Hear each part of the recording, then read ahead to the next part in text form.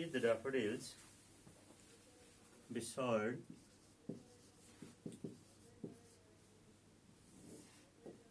dash. Number D. The flowers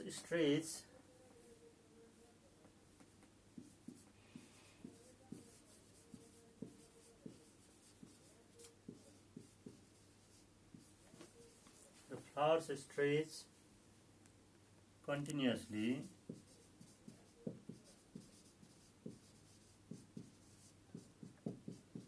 like does. And last is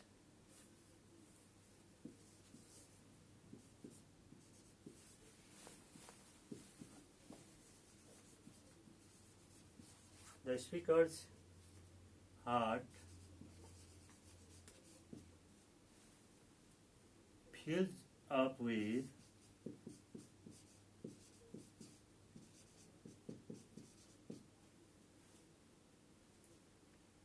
dust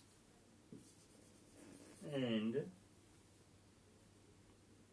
does the daffodils.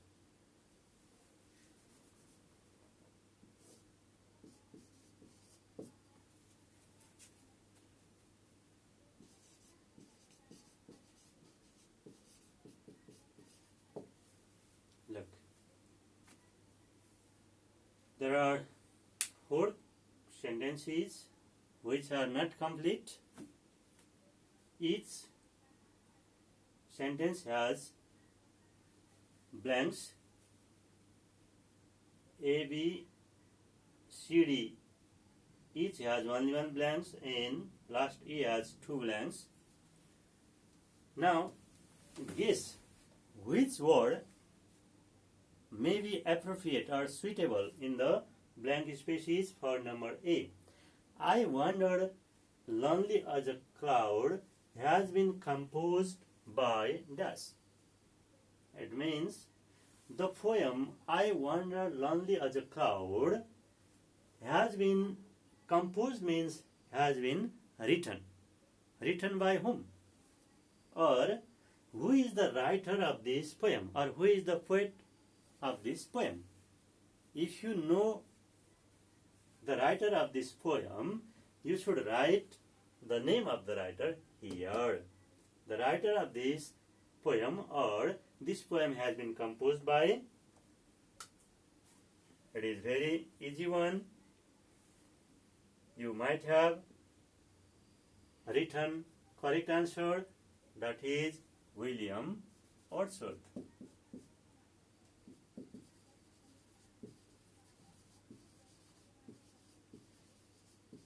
William Wordsworth. Number B. The speaker compares his loneliness with the dash of the cloud.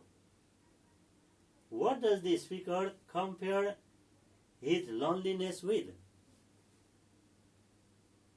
This is also not difficult because its answer is hidden even in title. Look. In the title says, I wandered lonely as a cloud. So, the speaker compares his loneliness with the dash of the cloud, means he compares his loneliness with the loneliness of the cloud. The same word is repeated there. Here also, loneliness.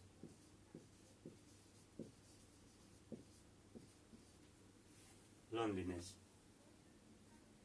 And number C, the speaker sees the daffodils beside. Where? Where does the speaker see the daffodils? It is clearly given in the poem. It is given in the first stanza, second last line. He sees the daffodils flowered beside the lake and beneath the trees. Beside the lake comma, beneath the trees. Beneath the trees. Stop. In fourth one, the flowers stretch continuously like. What has the poet compared daffodil flowers with in the poem? The flowers stretch continuously like. He has compared, like means we should know comparison with another thing. He has compared daffodil flowers with the stars, like the stars.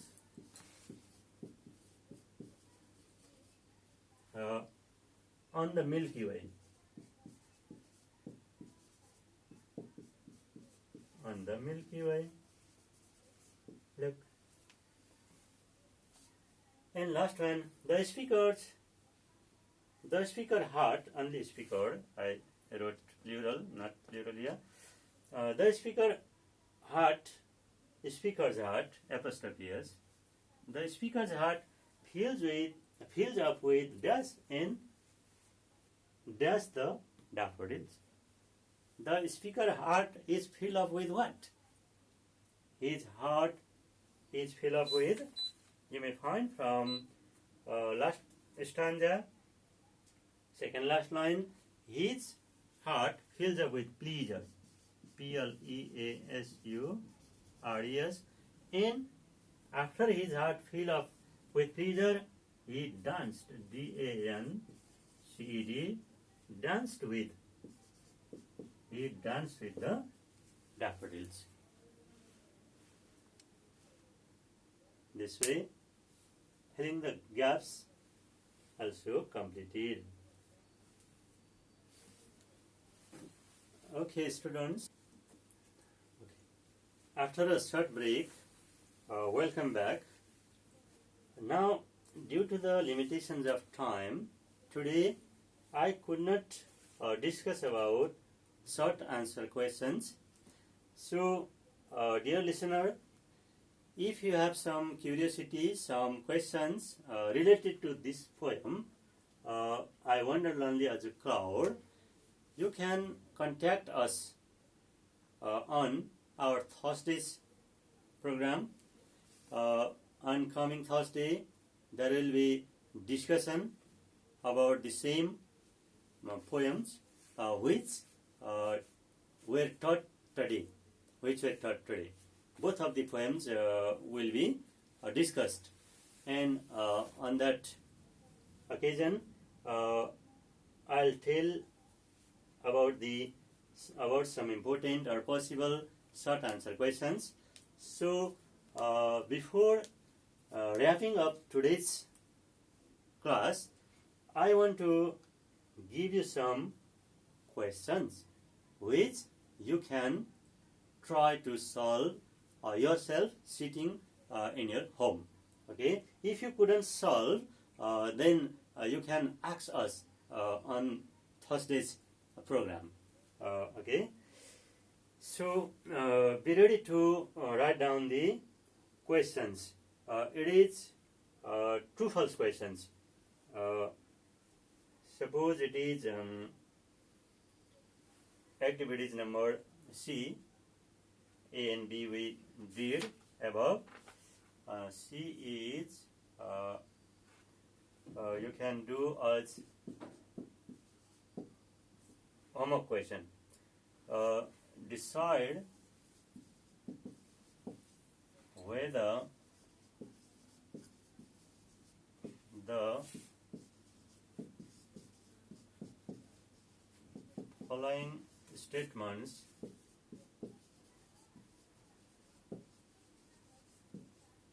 are true or false.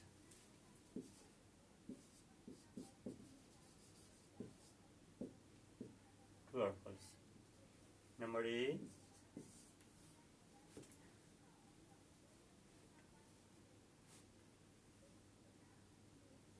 The speaker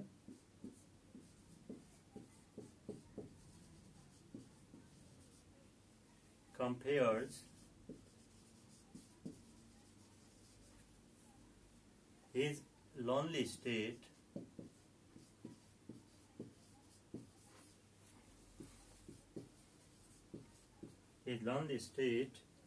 with the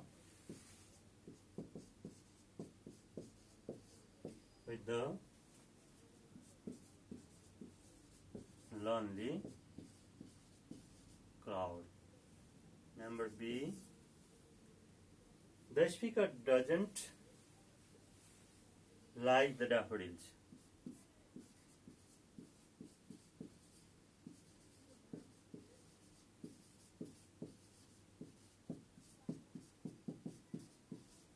Doesn't like the daffodils. And number C,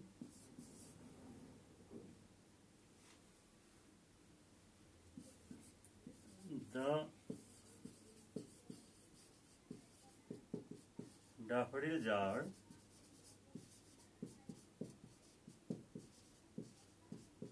attributed with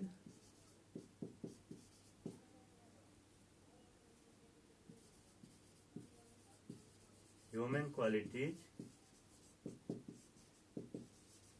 in the poem.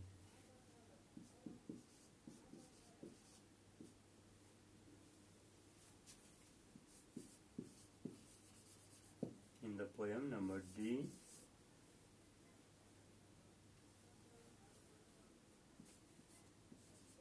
the poet never recalls the beautiful daffodils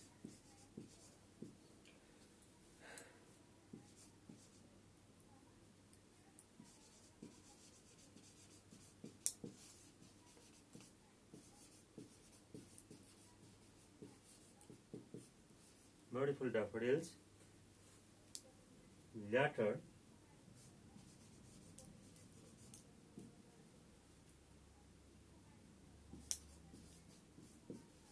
after he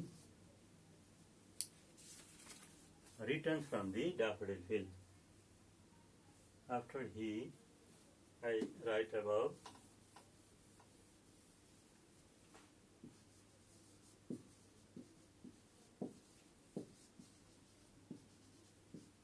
return from the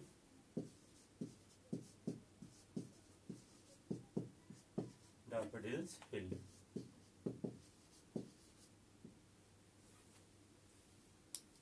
Okay. 4 questions are given to you to solve yourself, to try yourself. Before doing true-false questions, you should know some important suggestions, some important tips how to write true-false answer. Sometimes students in the examination, they do not copy the statements, they do not write the statements in their answer copy. They write only question number and they write directly T or F.